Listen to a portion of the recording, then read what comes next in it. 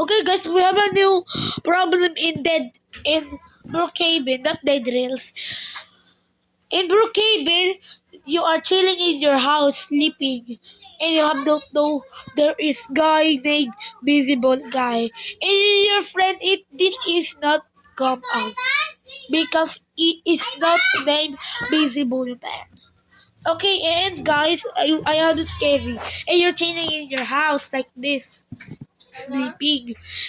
You have don't know there was the visible guy just blow up your house. What you do? Just delete your account. I just saw that, and the player just leave. And I warn you guys. And why I just said it? Because I will warn you guys. And don't ever play Brookhaven in new update. On the months we can play play Brookhaven.